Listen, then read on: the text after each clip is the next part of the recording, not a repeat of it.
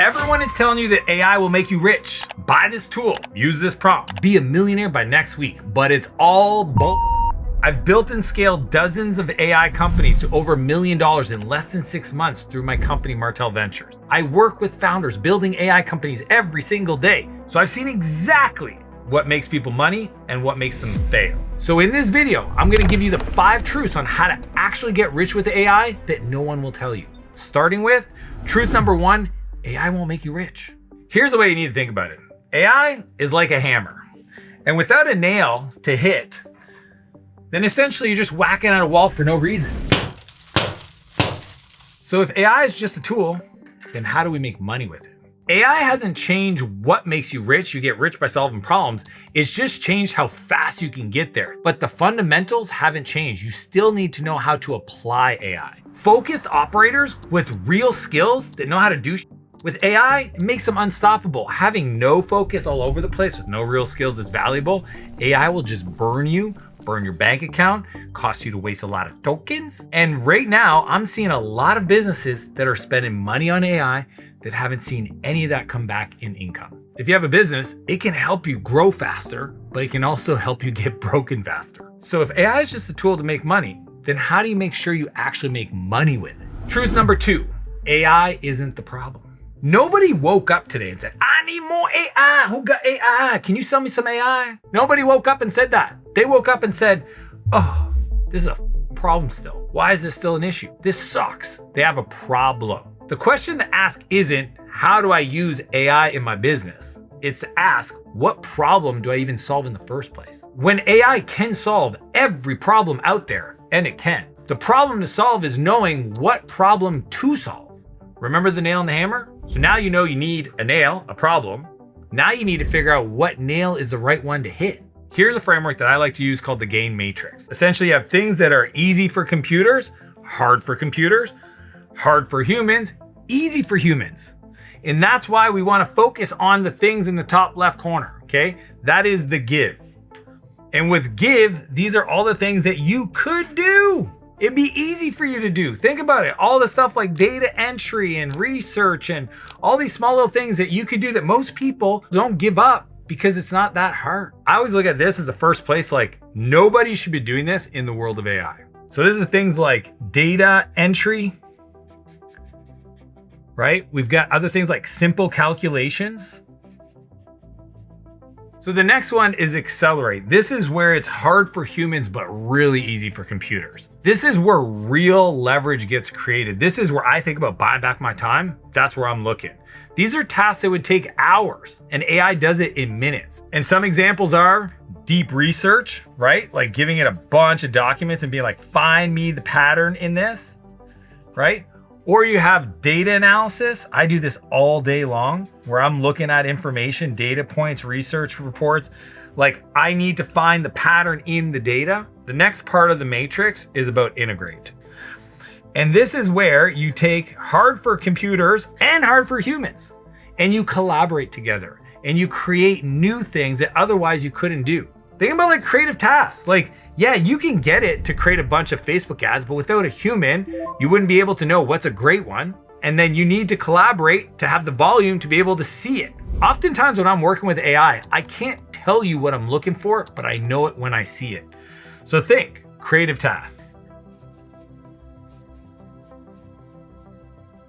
The other one is like innovation, right? Like when I'm building new companies, oftentimes I need to see the whole thing. The AI gives me options, but me and my team, we look at it, we go, oh, boom. And you feel it in a meeting. Have you ever felt it where you're like, oh yeah, that's awesome, right? Or even strategy, okay? And strategy for me is sequencing. It's not about the right thing. It's about doing the right thing in the right order. And oftentimes that's hard for me to even know what are the pieces. AI can do that. It's hard for the AI to know what sequence because it doesn't have the sensibility of a human. And together we co-create the right sequence of strategy. Last but not least, we have hard for computers, but easy for humans. This is where we go full freestyle, full old school, called no AI, right? Because AI isn't what is needed. When you have problems in that quadrant, show up. I can't tell you the amount of times people think, I'm just gonna hide behind my keyboard and get AI to do this for me.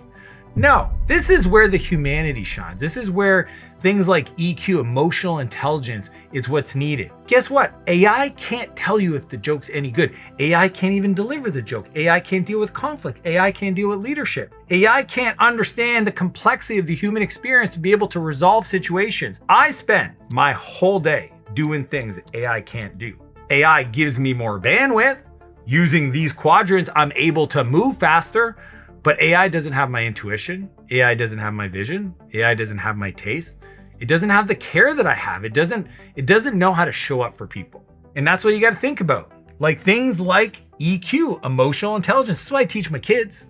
Leadership. How do you show up for your team? They're not listening to an AI and being led by an AI. Sure, they'll follow tasks, but being inspired, that's a human thing. Intuition, resolving conflicts, understanding how to communicate when emotions are involved. So think about all the tasks you do and place them in this matrix. That's how you know how to use AI for each specific problem. Now, each one of these problems are essentially all different kinds of nails, screws, thumbtacks, and they all require different tools. So if you're a business owner with a team and you want to get everyone using the right tools on the right problems, I've got my free AI tech stack for companies trying to get to the next level. If you want it, go find me on Instagram and just DM me the word YouTube stack and I'll send it right over.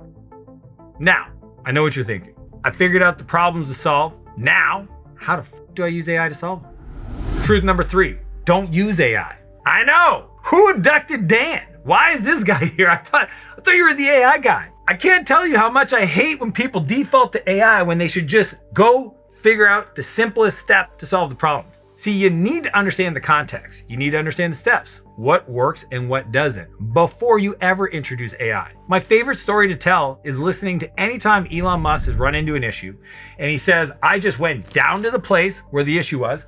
I looked at it with my own eyes. I sat back, I analyzed it, and then I decided what needed to be solved. I didn't run to an AI and do a simulation and figure out a whole model. AI is like fuel. It can be used to power an engine to move things faster, but it can also blow up in everybody's faces. Broken systems with AI thrown on top of it will burn bright.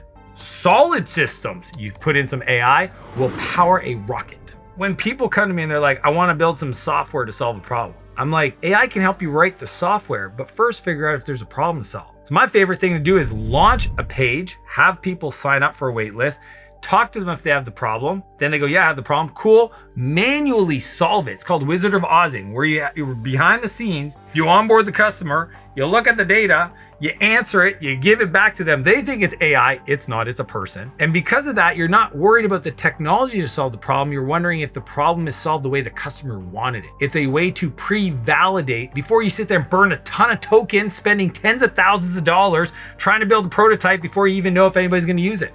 I got a lot of friends that have been doing this lately, and they call me up, they say, hey Dan, you want to see my prototype? I go, that's cool, where's the customers? You learn so much more having real customers pay you real money to solve their problem in a real way. They might think it's AI, and then eventually you can use AI to build the solution that they're already used to. So this is exactly what you have to do before you start implementing AI.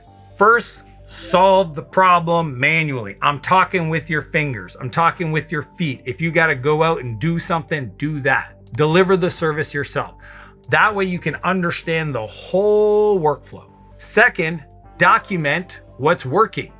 Create a process, create a checklist. In real time, as I'm simulating the solution, I'm writing down the steps that made the thing happen. That way, if I go to build software, I have the specs. I actually wrote it out already. The AI can take that and build something. The third, and only once you do 1 and 2, do you go to an MVP, what's called a minimum viable product. And this is the most basic version. This is almost sometimes like it kind of works, maybe the heavy lifting doesn't, but it's the most basic version using AI. And then the last step is we got to scale. Once we know the customers want, we've documented the steps and we've built an MVP, then we feed the playbooks into AI. Then it can deploy the agents. Then it can build the code. Then it can manage the whole process. And that's how we scale, but that's the last step, not the first step. Most people start at step 4, go back to step 1 and work your way through it. So now you know that AI is just a tool. You know that solving real problems is where it's at and how you get rich.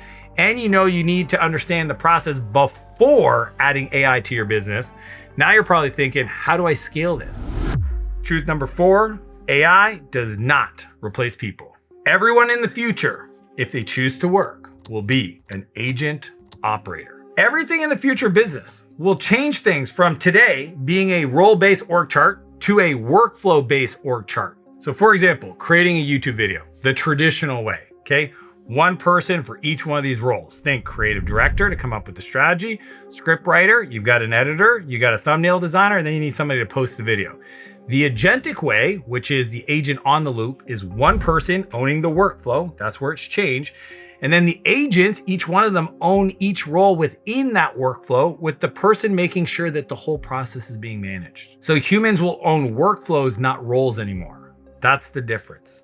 My philosophy is that AI should make your team 10x better, not replace them. If you have to lay people off because of AI, that's a leadership problem. That's a leader that didn't see where the world's going, didn't upskill their team, didn't get them ready for this, and now that you're watching this, get ready yourself. Do you think companies would rather have a person with 10 AIs or 10 people with one AI each trying to coordinate all the mess? You want to talk about token maxing? You're burning massive tokens with 10 people in 10 systems. I believe in this so much. A few weeks ago, I shut down my company for 2 whole days and I taught every single person how to code. And we ran a contest for 2 days and did a hackathon. And at the end of it, we had dozens of AI tools that people built to essentially replace themselves. They realize if they don't do it to themselves, somebody else is gonna do it. They wanna be the person that manages the system. They don't actually need to be the person doing the work. So you still need people with AI. So the question should be, who do you look for when you're hiring, okay? So try this. I call it the AI role audit. So just draw a T-chart just like this. On one side, write AI, okay? Now on the other side, write human. Follow along at home, I'm watching. Think of all the tasks that need to get done for a specific process to actually get done. On the A side, what are the tasks that AI can do? On the human side, what are the tasks that only a human can do? For example, on the AI side, you can do planning, right? I sat down this morning with my assistant, we did some massive planning. You can do research, right? You can have copywriting. You can create ads. You can do emails. You can do analysis of the workflow. Okay, what else can AI do? Communicate. Okay, I have my AI process all my Slack messages, all my email, route things, manage things. All of these things used to take me days a week. Now it takes me minutes, and I'm the human on the loop making sure that they happen. On the human side, this is very special because now we go to what can only you do. That's where you have ownership, okay? This is where you essentially own the workflow. This is the person says, I am accountable for that output. The AI is not accountable. Guess what? No AI is going to jail. Human will. I think about vision. You know, vision is having a belief about the future that doesn't exist yet that should, okay? And that is a human thing to create. Then we have taste, right? My buddy Hollis says it best. He goes, taste isn't something you can buy, it has to be learned. That's a human thing. We have directing other humans. Look, AI is starting to do this, but really talented people are not gonna sit back and be directed by a computer or a robot. They're gonna wanna have a relationship with somebody that they trust, and then they're gonna use the AI to scale their output. We've got decision-making, right? This is strategy, this is sequence, this is being able to overcome problems. So when you're hiring, you need to make sure that the person knows how to do these things, the human stuff. All the AI stuff, these are like skills you can teach somebody. Most of them you don't have to do anymore. But does the human know how to manage the AI? That is the agent operator, and those are completely different skills. And if you have a team already, I would encourage you to look at every role that you have and figure out how do you upskill them? How do you get all their stuff done by AI? Train them on the soft skills so that they become better humans, better interactions. The person that used to get paid a lot of money to manage ads and sit in the basement and not talk to anybody, that person now needs to show up on the team, let the AI do the ad buying, and they need to be there and have vision and taste and care about people. So this is the shift. Stop asking, how do I replace my team with AI? And start asking, how do I use AI to make my team unstoppable? Truth number 5. Humanity is the advantage. Here's the thing. AI is not going to take your job, but somebody else well integrated with AI will take your job, will take your business, will compete against you. AI is reshaping everything, but the fundamentals of building a business has never changed. Customers have problems. They want the problem solved. Bigger the problem, bigger the business. The more elegant and beautiful and interactive the solution, the more the customer's gonna love you. AI doesn't replace humans. It just removes what's been keeping them apart. The more you integrate it into your business, the more human your business can show up. You leverage AI to help move faster. And that's the only way you can really get rich with AI. Winners won't be the smartest. They're the ones who took action. So comment below. Let me know what's the one action you took away from today's video. And remember, I put together my entire AI tech stack. Every tool I use to run my $100 million business, it's free. Just DM me YouTube Stack on Instagram and I'll send it right over. Now, if you want to learn why I'm going all in on AI, watch this video here and I'll see you on the other side.